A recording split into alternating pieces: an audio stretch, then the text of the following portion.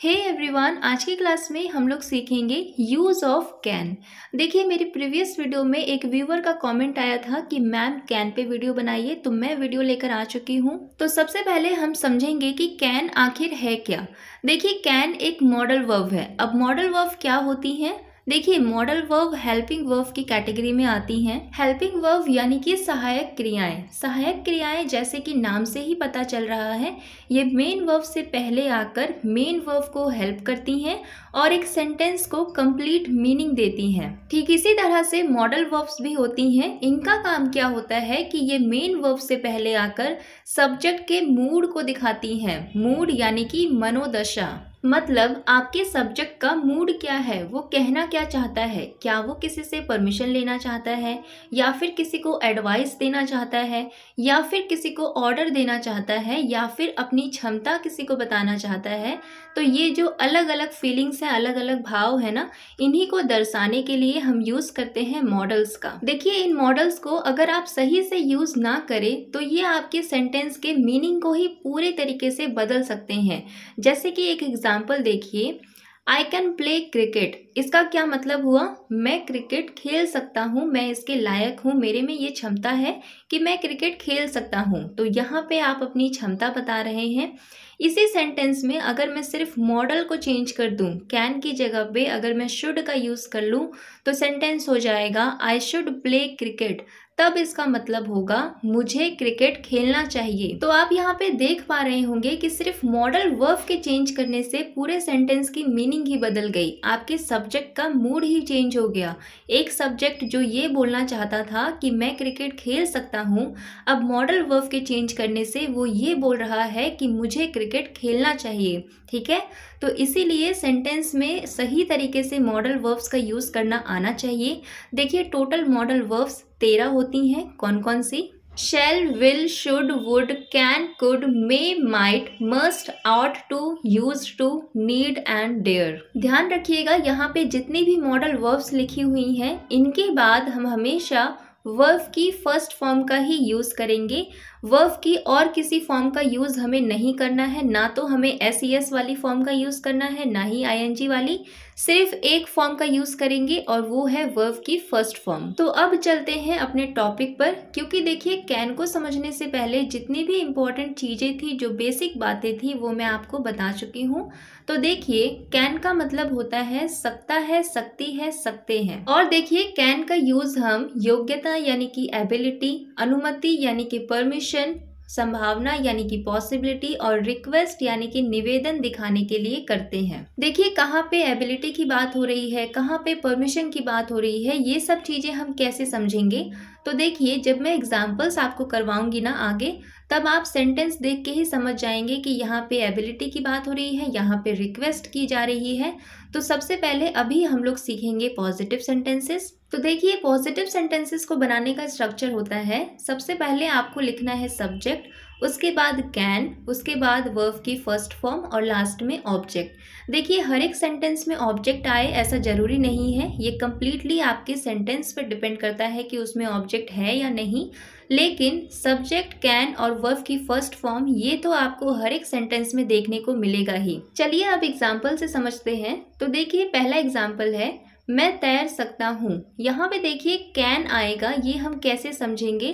देखिए, कैन का यूज हम यहाँ पे करेंगे। इसकी दो पहचान है। पहली पहचान, वाक्य के अंत में देखिए सकता हूँ आया है, और हमने क्या सीखा कि जब भी वाक्य के अंत में सकता हूँ, सकती है, सकते हैं आएगा, तो हम वहां पे कैन लगाएंगे। तो ये तो हो गई पहली पहचान। दूसरी पहचान क्या है? देखिए, सेंटेंस के भाव को समझिए, इसकी फीलिंग को समझिए। मैं तैर सकता हूँ, यहाँ पे आप अपनी एबिलिटी बता रहे हैं, अपनी क्षमता बता रहे हैं कि मुझ में ये कैपेबिलिटी है, मुझ में ये क्षमता है कि मैं तैर सकता हूँ। तो यहाँ पे हम कैन का यूज करेंगे। तो कैन का यूज क्यों करना है, इसे हम लोगों ने दो तरीके से समझा। पहले तो हम लोगों ने हिंदी के वाक्य में पहचान देखी, और दूसरा हमने सेंटेंस के मूड को आइडेंटिफाई किया कि मूड उसका क्या है, वो क्या बताना चाह रहा है। तो देखिए, यहाँ पे सेंटेंस बन जाएगा, आई कैन स्विम। सब्जेक्ट है हमारा आई, कैन है एक मॉडल वर्ब जो मैं पहले ही बता चुकी हूँ आपको, और मॉडल वर्ब के बाद क्या आती है, वर्ब की फर्स्ट फॉर्म। तो स्विम यहाँ पे क्या है, वर्ब की फर्स्ट फॉर्म है। इसी तरह अगर आपको बोलना हो कि वह गाना गा सकती है तो कैसे बोलेंगे, ट्राई करिए, बहुत इजी है।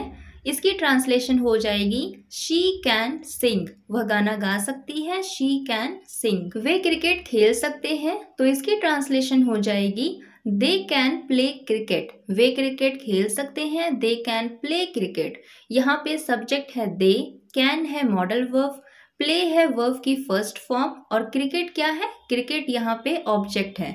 तो यहाँ पे आप समझ पा रहे होंगे कि इसके पहले जो 2 सेंटेंसेस हमने देखे उसमें ऑब्जेक्ट नहीं था, लेकिन यहाँ पे ऑब्जेक्ट है। तो यही चीज मैंने आपको स्ट्रक्चर में समझाई कि ऑब्जेक्ट होगा या नहीं होगा, ये कंप्लीटली सेंटेंस पे डिपेंड करता है, ये आप पे डिपेंड करता है। ओके, अब देखिए अगर आपको बोलना हो कि तुम कमरे में जा सकते हो, तो यहाँ पे देखिए वाक्य के अंत में आया है सकते हो, और सेंटेंस का मूड क्या है, परमिशन वाला। जैसे कि समझिए किसी ने आपसे परमिशन मांगी कि क्या मैं रूम में जा सकता हूँ, तो आप उन्हें परमिशन देते हुए बोल रहे हैं कि हाँ तुम कमरे में जा सकते हो, तो आप परमिशन दे रहे हैं किसी को। तो यहाँ पे भी हम कैन का यूज करेंगे और हम बोलेंगे you can enter the room, तुम कमरे में जा सकते हो, you can enter the room. ठीक इसी तरह से अगर आपको बोलना हो कि तुम यहाँ बैठ सकते हो, तो यहाँ पे भी आप किसी को परमिशन दे रहे हैं, तो हम कैन का यूज करेंगे और सेंटेंस बन जाएगा यू कैन सिट हियर, तुम यहाँ बैठ सकते हो, यू कैन सिट हियर।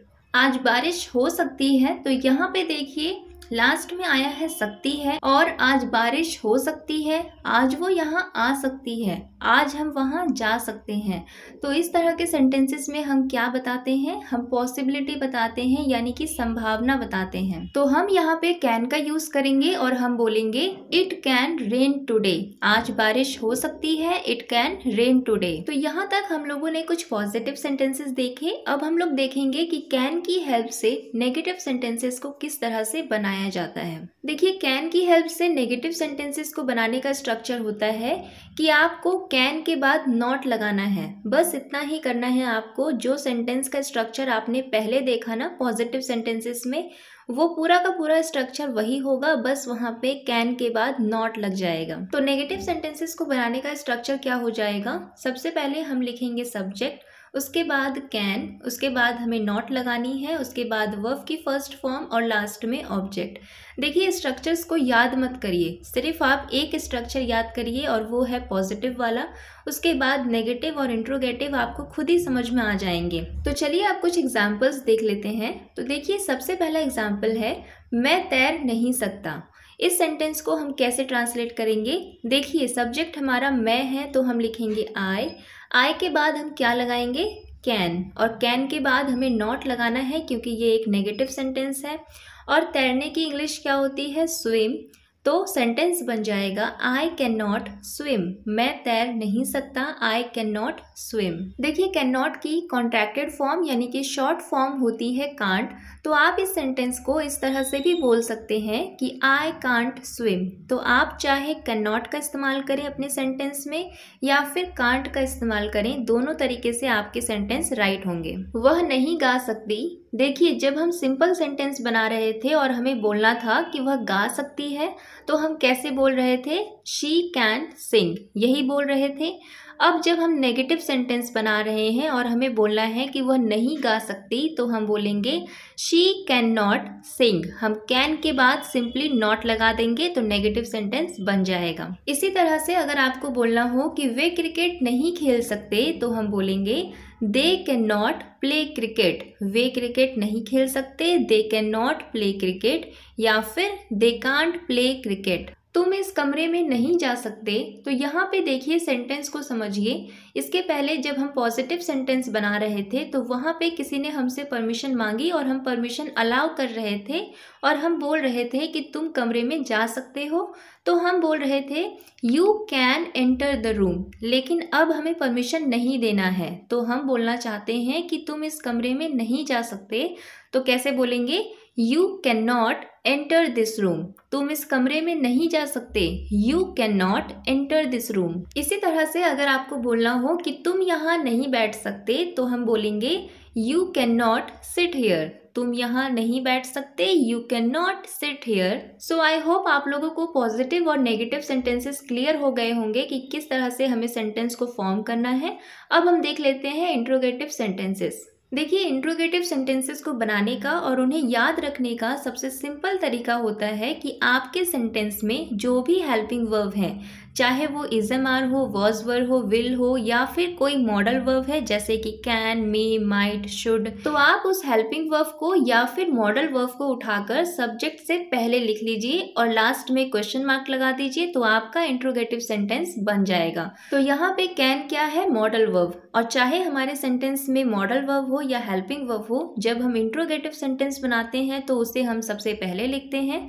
तो यहाँ पे स्ट्रक्चर हो जाएगा, सबसे पहले हम लिखेंगे कैन, उसके बाद सब्जेक्ट, उसके बाद वर्ब की फर्स्ट फॉर्म, लास्ट में ऑब्जेक्ट और उसके बाद क्वेश्चन मार्क। तो चलिए अब देख लेते हैं कुछ एग्जाम्पल्स। देखिए, सबसे पहला एग्जाम्पल है, क्या मैं तैर सकता हूँ? देखिए, इस सेंटेंस को समझने से पहले, बनाने से पहले हम इसी सेंटेंस का पॉजिटिव सेंटेंस बनाकर देखेंगे। तो देखिए, जब हम पॉजिटिव सेंटेंस बनाएंगे यानी कि सिंपल सेंटेंस, तो हम कैसे बोलेंगे? मैं तैर सकता हूँ, और इसकी ट्रांसलेशन हो जाती है आई कैन स्विम। तो यहाँ पे आई है सब्जेक्ट, कैन है मॉडल वर्ब और स्विम है वर्ब की फर्स्ट फॉर्म। अब हमें क्वेश्चन करना है कि क्या मैं तैर सकता हूँ। तो देखिए, यहाँ पे मैंने आपको क्या बताया है, सबसे सिंपल तरीका होता है कि आपके सेंटेंस में जो भी हेल्पिंग वर्ब या फिर मॉडल वर्ब है उसे आप सब्जेक्ट से पहले लिख लीजिए और लास्ट में क्वेश्चन मार्क लगा दीजिए। यही हमने सीखा कॉन्सेप्ट में। तो यहाँ पे मॉडल वर्ब क्या है? कैन। तो हम कैन को सबसे पहले लिखेंगे, उसके बाद हम सब्जेक्ट लिखेंगे यानी कि आई, और उसके बाद वर्ब की फर्स्ट फॉर्म यानी कि स्विम और लास्ट में क्वेश्चन मार्क।